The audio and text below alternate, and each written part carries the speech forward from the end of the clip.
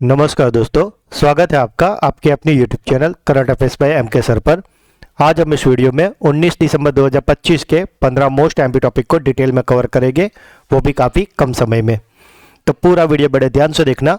और अगर आप ये चैनल के वीडियो को डेली फॉलो करते हो तो आप कोई भी वनडे, स्टेट या कॉम्पिटिटिव एग्जाम की तैयारी कर रहे हो, उसमें ये चैनल आपको निश्चित फ़ायदा करवाएगा, क्योंकि हम यहाँ डेली, वीकली और मंथली रिवीजन भी करवाते हैं और वीडियो के आखिर में आपका टेस्ट भी होता है। तो अगर अभी तक चैनल को सब्सक्राइब नहीं किया तो प्लीज़ जल्दी से कर लीजिए। तो चलिए वीडियो स्टार्ट करते हैं।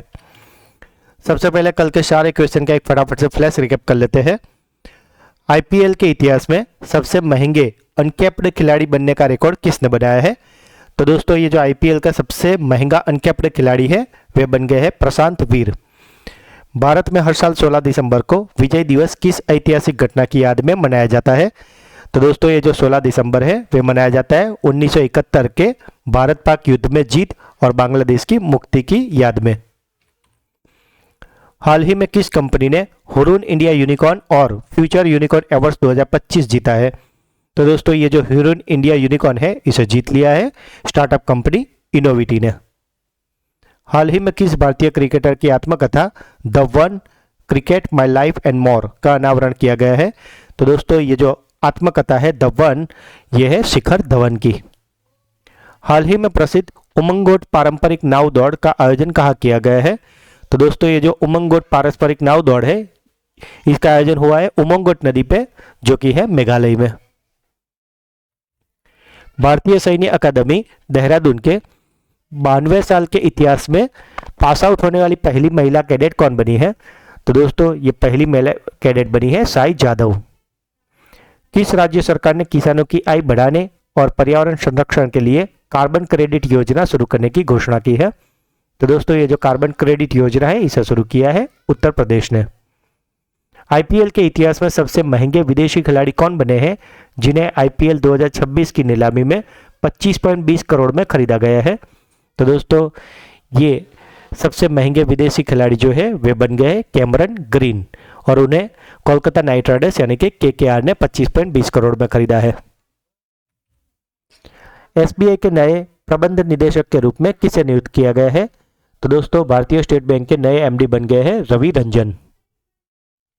भारत और मालदीव के बीच संयुक्त समुद्री अभ्यास एकता 2025, इसका आयोजन कहाँ किया गया है? तो दोस्तों, ये जो सैन्य अभ्यास है जिसका नाम है एकता 2025, ये हुआ है मालदीव्स के माले में। आईसीसी महिला वनडे रैंकिंग में दुनिया की नंबर 1 महिला बल्लेबाज कौन बनी है? तो दोस्तों, ये जो दुनिया की नंबर 1 महिला बल्लेबाज बन गई है स्मृति मंधाना। किस रेलवे स्टेशन ने सतत नवाचार के लिए राष्ट्रीय ऊर्जा संरक्षण पुरस्कार 2025 जीता है? तो दोस्तों, ये जो राष्ट्रीय ऊर्जा संरक्षण पुरस्कार 2025 है, जो कि हमारे राष्ट्रपति द्रौपदी मुर्मू द्वारा अर्पण किए गए थे, और ये दिया गया है मध्य प्रदेश के मियाना रेलवे स्टेशन को। किसे चिली का नया राष्ट्रपति चुना गया है? तो चिली के नए राष्ट्रपति बन गए हैं Jose Antonio Kast. National highway authority of India ने भारत की पहली वन्य जीव सुरक्षित सड़क का उद्घाटन किस राज्य में किया है? तो ये जो वन्य जीव सुरक्षित सड़क है इसका उद्घाटन किया गया है मध्य प्रदेश में। और कल का आखिरी सवाल था, हाल ही में चर्चा में रहा ध्रुव 64 क्या है? तो दोस्तों, ये जो ध्रुव 64 है वे स्वदेशी रूप से विकसित किया गया 64 बाइट का माइक्रो प्रोसेसर है। तो दोस्तों, ये थे कल के 15 मोस्ट एमपी टॉपिक, जिसे हमने कल के वीडियो में काफ़ी डिटेल में और अच्छे से कवर किया था। अगर अभी तक आपने वो वीडियो नहीं देखा तो उसका लिंक डिस्क्रिप्शन में, उसे जरूर देख लीजिए। और इस वीडियो का पीडीएफ भी आपको हमारे टेलीग्राम चैनल पर मिलेगा, जिसका लिंक भी डिस्क्रिप्शन में दिया हुआ है। तो चलिए स्टार्ट करते हैं आज के क्वेश्चंस। आज का पहला सवाल है, 98वें अकादमी पुरस्कार ऑस्कर 2026 की सर्वश्रेष्ठ अंतर्राष्ट्रीय फीचर फिल्म श्रेणी के लिए किस भारतीय फिल्म को शॉर्टलिस्ट किया गया है? तो दोस्तों, कुछ टाइम पहले ही हमने ये सवाल कवर किया था कि कौन सी भारतीय फिल्म को भेजा गया है, तो वे थी होम बाउंड। और अब खुशी की बात यह है कि ये जो शॉर्ट लिस्टेड होती है, यानी कि जितनी भी यादी आई हो उनमें से वो पहले ये लोग शॉर्ट लिस्ट करते हैं, यानी कि कुछ चुनिंदा फिल्मों को सिलेक्ट करते हैं और उसमें से फिर फाइनलिस्ट को सिलेक्ट करते हैं। तो हमारे लिए खुशी की बात यह है कि अपनी भारतीय फिल्म होम बाउंड ये शॉर्ट लिस्ट में भी सिलेक्ट हो गई है। तो यहाँ हमारा जवाब है होम बाउंड मूवी। 86 देशों की प्रविष्टियों में से चुनी गई शीर्ष 15 फिल्मों में होम बाउंड ने अपनी जगह बनाई है। और दोस्तों, ये जो होम बाउंड फिल्म है ये कोरोना काल में जो भी आपदा आई थी और जो भी कास्टिज्म है और जो भी दो युवान है जो अपने जॉब के लिए मशक्कत कर रहे हैं, उनके सपनों की कहानी है और ये काफ़ी अच्छी बढ़िया फिल्म है, आपको ज़रूर देखनी चाहिए। The best FIFA football awards 2025 में सर्वश्रेष्ठ फीफा महिला खिलाड़ी का पुरस्कार किसने जीता है? तो दोस्तों ये जो the best football FIFA awards 2025 दिए गए थे, उसमें सर्वश्रेष्ठ फीफा महिला खिलाड़ी बन गई है एताना बोनमती। आप इमेज में देख रहे हो, यही है एताना बोनमती। और अगर इनकी बात करें तो स्पेन और बार्सिलोना की ये एताना बोनमती ने लगातार तीसरी बार सर्वश्रेष्ठ महिला फीफा खिलाड़ी का पुरस्कार जीता है। और अगर पुरुष खिलाड़ी की बात करें तो वे बने उस्मान डेम्बेले। हाल ही में प्रसिद्ध पार्श्व गायक एसपी बालासुब्रमण्यम की 7.2 फीट ऊंची कांस्य प्रतिमा का अनावरण कहाँ किया गया है?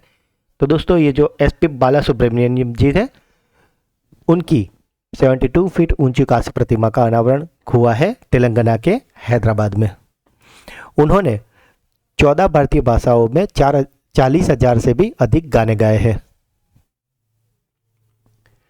किस देश ने प्रधानमंत्री नरेंद्र मोदी को अपने सर्वोच्च नागरिक सम्मान द ग्रेट ऑनर निशान ऑफ इथियोपिया से सम्मानित किया है? तो दोस्तों ऑनर का नाम देख के आप समझ गए होंगे कि ये ऑनर का नाम है द ग्रेट ऑनर निशान ऑफ इथियोपिया। तो यानी कि ये दिया गया है इथियोपिया देश के द्वारा हमारे प्रधानमंत्री मोदी जी को। आरबीआई ने हाल ही में किस बैंक को इंडसइंड बैंक में 9.5% तक की हिस्सेदारी खरीदने की मंजूरी प्रदान की है? तो दोस्तों इंडसइंड बैंक में 95% तक की हिस्सेदारी खरीदने के लिए आरबीआई ने मंजूरी दे दी है एचडीएफसी बैंक को। किस राज्य सरकार ने खिलाड़ियों के प्रशिक्षण, स्वास्थ्य और प्रदर्शन को ट्रैक करने के लिए देश की पहली डिजिटल एथलीट प्रबंधन प्रणाली शुरू की है? तो दोस्तों ये जो डिजिटल एथलीट प्रबंधन प्रणाली है, इसे शुरू किया है तमिलनाडु सरकार ने। भारतीय सेना ने AH-64E अपाचे अटैक हेलीकॉप्टरों का आखिरी बैच प्राप्त किया है। इन लड़ाकू हेलीकॉप्टरों को किस सैन्य स्टेशन पर तैनात किया जाएगा? तो दोस्तों ये जो लड़ाकू हेलीकॉप्टर है AH-64E अपाचे अटैक हेलीकॉप्टर, इसे तैनात किया जाएगा राजस्थान के जोधपुर में। हाल ही में किस स्थान पर परमवीर दीर्घा का उद्घाटन किया गया है? तो दोस्तों ये जो परमवीर दीर्घा है, इसका उद्घाटन हाल ही में राजनाथ सिंह और हमारे राष्ट्रपति द्रौपदी मुर्मू जी ने किया है नई दिल्ली में। 47वें अखिल भारतीय जनसंपर्क सम्मेलन का आयोजन कहाँ किया गया है?